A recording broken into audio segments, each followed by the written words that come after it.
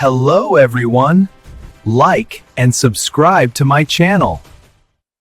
ప్రోటీన్లో నిజంగా మీ శరీరంలో అనేక ముఖ్యమైన పనులను నిర్వహిస్తాయి. ముఖ్యంగా కండరాల నిర్మాణానికి చాలా అవసరం.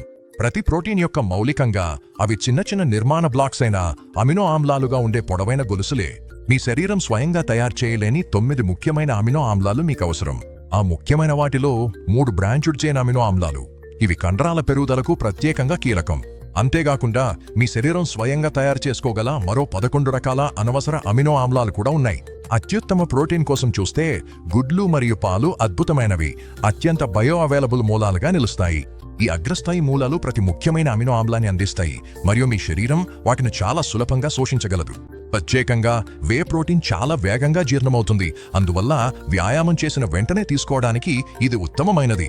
ఈ సమయం కండరాల పునరుత్పత్తి ప్రక్రియను కఠినమైన శారీరక కార్యకలాపం తరువాత వెంటనే ప్రారంభించడంలో సహాయపడుతుంది. ఇతరంగా కేసిన్ ప్రోటీన్ మీ రక్తంలో చాలా నెమ్మదిగా ఎక్కువ సమయం పాటు విడుదలవుతుంది. ఆ నెమ్మదిగా విడుదల కావడం వల్ల వ్యాయామానికి ముందు తీసుకోవడానికి కేసిన్ మంచి ఎంపికగా మారుతుంది. ఇది కండరాల విచ్ఛిన్నాన్ని నివారించడంలో సహాయపడుతుంది. ప్రధానంగా మీరు రోజువారీ ఆహారంలో తీసుకునే ఏ ప్రోటీన్ అయినా అవి వ్యక్తిగత అమినో ఆమ్లాలుగా విరిగిపోతాయి. ఈ అమినో ఆమ్లాలను మీ శరీరం నిరంతరం ఉపయోగిస్తూ నైట్రోజన్ సమూహాలను జోడించడం మరియు తొలగించడం అనే చక్రంలో తిరుగుతుంది. ఒక క్రీడాకారుడి మొత్తం నైట్రోజన్ సమతుల్యతను గమనించడం ద్వారా వారి మొత్తం ప్రోటీన్ తీసుకునే పరిమాణం సరిపోతుందా అనే విషయాన్ని మనం ఊహించవచ్చు. ప్రధాన లక్ష్యం ఎప్పుడూ శరీరం విసర్జించే నైట్రోజన్ కంటే ఎక్కువ నైట్రోజన్ను ప్రోటీన్ ద్వారా తీసుకోవడమే కావాలి. అవసరాలను అంచనా వేయడంలో మంచి ప్రారంభ స్థానం అంటే మొత్తం శక్తిలో 10 నుండి 35% మధ్య ఏఎండిఆర్ పరిధిని తీసుకోవడం.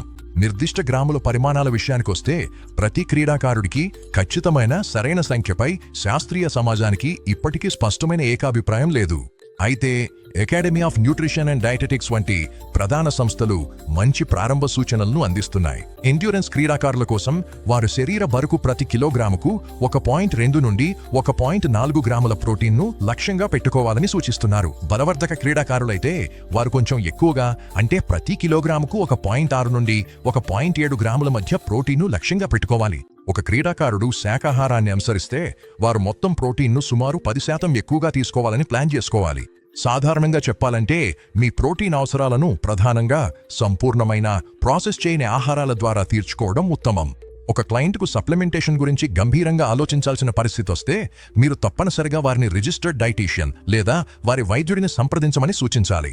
రిజిస్టర్డ్ డైటీషియన్లు లేదా వైద్యులు కానీ ఆరోగ్య నిపుణులు ఎలాంటి సప్లిమెంట్ను సిఫార్సు చేయడం లేదా ప్రోత్సహించడం పూర్తిగా నివారించాలి.